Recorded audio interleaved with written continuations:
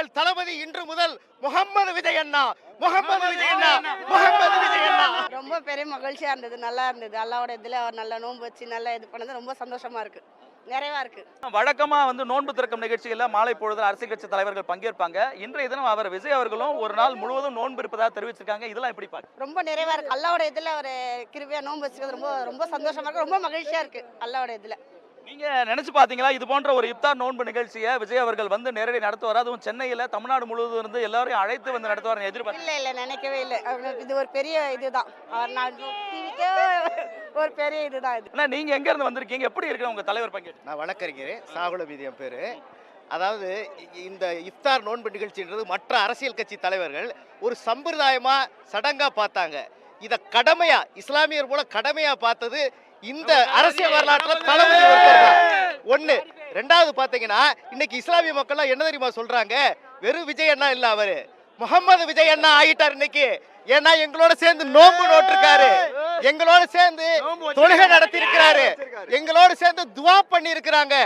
எங்களுடைய கடமைகள் எல்லாத்தையும் நிறைவேற்றி மதிக்கும் பொழுது நான் உங்கள ஒருத்தன்னு சொல்றாங்க. உங்களுக்காக நான் இருக்கேன்னு சொல்ல எங்க தளபதி, உங்கள நான் ஒருத்தன்னு சொல்றாங்க. இது எவ்வளவு பெரிய விஷயம் இன்னைக்கு இஸ்லாமிய மக்களுக்கு. நாங்க எல்லாம் ஒவ்வொருத்தரும் ஏக்கத்துல இருக்கோம். இஸ்லாமிய மக்கள்லாம் நாங்க இஸ்லாமியர் இன்னைக்குமே தூய்மைத்தை நம்பக்கூடியவங்க, சகோதரத்துவத்தை நம்பக்கூடியவங்க. ஒரு பங்கு அன்பு செஞ்சா இங்க திருக்குறான் பல பங்கு அன்பு செய்ய சொல்லி இருக்கு.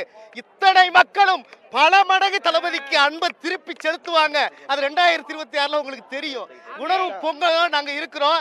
எங்கள் தளபதி இன்று முதல் முகமது விஜய் அண்ணா, முகமது விஜய் அண்ணா, முகமது விஜய் அண்ணா. கார்த்திகா இவருடைய உற்சாகத்தோடையும் அவருடைய ஒரு ஊக்கம் கிடைத்திருப்பாக தெரிவிக்கிறார்கள். அதே போன்று இந்த இஃப்தார் நோன்பு திறக்கும் நிகழ்ச்சிக்கு வந்தவர்களுக்கு அவர் தளபதி என சொல்லக்கூடிய அவருடைய கட்சி தலைவர் விஜய் அவர்கள் இந்த விருந்து இஃப்தார் நோன்புக்கான விருந்தையும் வழங்கி இருக்கிறார். நாம் பார்த்து கொண்டிருக்கிறோம். பிரியாணி, மட்டன் பிரியாணி வழங்கப்பட்டிருக்கிறது.